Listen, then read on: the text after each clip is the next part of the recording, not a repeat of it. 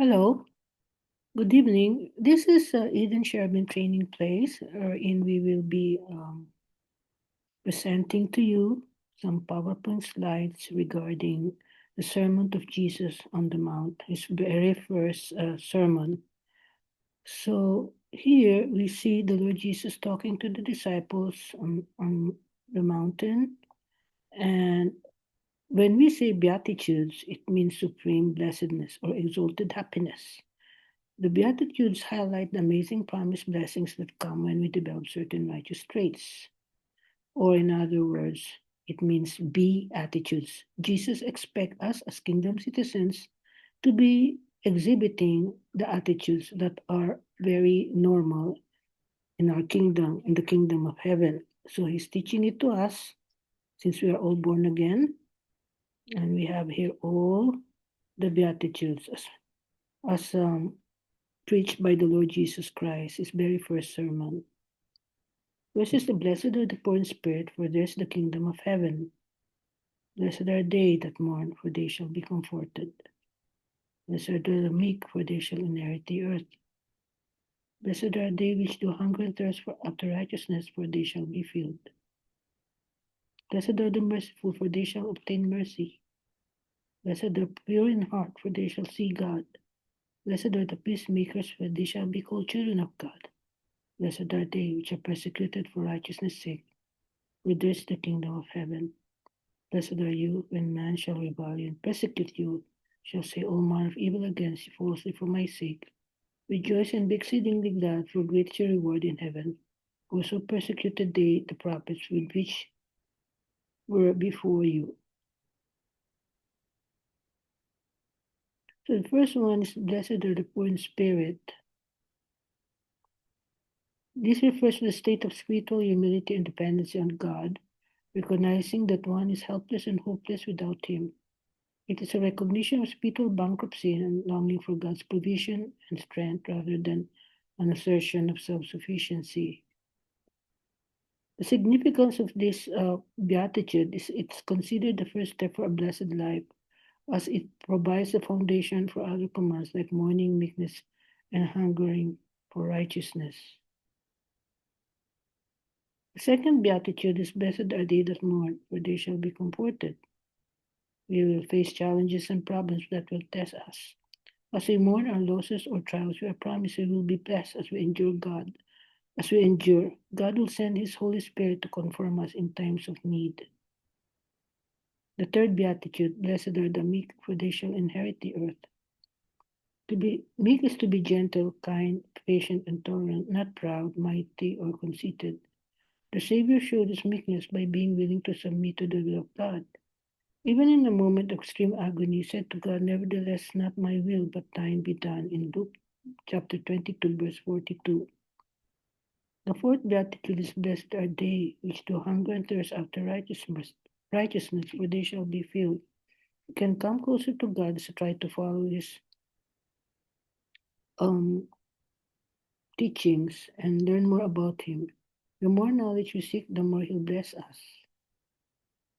The fifth beatitude is blessed are the merciful, for they shall obtain mercy. Jesus Christ was a perfect example showing forgiveness and mercy. Even when he was suffering on the cross, he said, Father, forgive them, for they know not what they do. Since we all need mercy, we all must show mercy. The sixth beatitude, blessed are the pure in heart, for they shall see God. God will make himself known unto us if we are pure in our hearts. If we earnestly strive to be like our God, our motives and actions will be honorable, our hearts will be pure. Blessed are the peacemakers, for they shall be called the children of God. Another name Jesus has is the Prince of Peace. Jesus encourages us to follow the example by loving everyone so we can live together in harmony. The eighth beatitude, blessed are they which are persecuted for righteousness' sake, for theirs is the kingdom of heaven.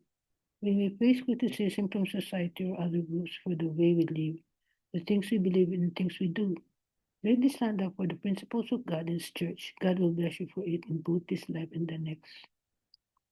And you are the salt of the earth, but if the salt have lost its savor, Wherewith shall it be salted? It is thenceforth good for nothing, but to cast out, and to be trodden under foot of men. The Lord Jesus said, You are the light of the world, referring to us. A city that is set on a hill cannot be hidden. Neither do men light a candle, put it under a bushel, but on a lampstand, and gives light unto all that are in the house. Let your light so shine before men that they may see your good works and glorify your Father which is in heaven. Here are some more of the words of Jesus in this sermon. I say unto you, do not be anxious for your life, what you shall eat, what you shall drink, nor yet for your body, what you shall put on. Is not the life more than meat, and the body than raiment? Behold the birds of the air, for they sow not, neither do they reap, nor gather into barns, yet your heavenly Father feeds them. Are you not much better than they? Which of you, by taking thought, can add 1 cubit unto his stature? Why take you thought for raiment? Consider the lilies of the field, how they grow. They toil not, neither do they spin. And yet I say unto you, that even Solomon in all his glory was not arrayed like one of these. Wherefore God so clothed the grass of the field, which today is, tomorrow is cast into the oven. Shall he not much more clothe you, O you of little faith? Therefore take no thought, saying, What shall we eat, or what shall we drink, or wherefore shall we be clothed? For after all these things do the Gentiles seek. And your heavenly Father knows that you have need of all of these things. But seek ye first the kingdom of God and his righteousness, and all these things shall be added unto you. Take therefore no anxious thought for tomorrow shall take thought for the things of itself. Sufficient unto the day is the evil thereof. So this is what Jesus said about prayer to our Heavenly Father. Ask and it shall be given unto you. Seek and you shall find. Shall be opened unto you. For everyone that asks receives, and he that seeks finds. To him that knocks it shall be opened. For what is man thereof you, whom if a son asks bread, will he give him a stone? Or if he asks a fish, will he give him a serpent? If you then, being evil, know how to give good gifts to your children, how much more shall your Father which is in heaven give good things to him that ask him? Therefore, all things whatsoever you would that men should do to you, do you even so. Therefore, this is the law and the prophets.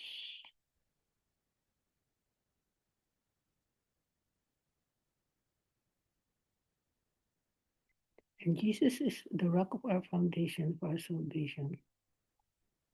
Thank you, dear Lord. And this was the sermon that whoever hears these sayings of mine and does them, I will liken unto him a wise man which built his house upon a rock, and the rain descended, the floods came, the winds blew, and beat upon that house, and it fell not, for it was founded upon a rock. And every one that hears these things of mine, does them, shall be likened unto a foolish man, which built his house upon the sand. The rain descended, the floods came, the winds blew, beat upon that house, and it fell, and great was the fall of it.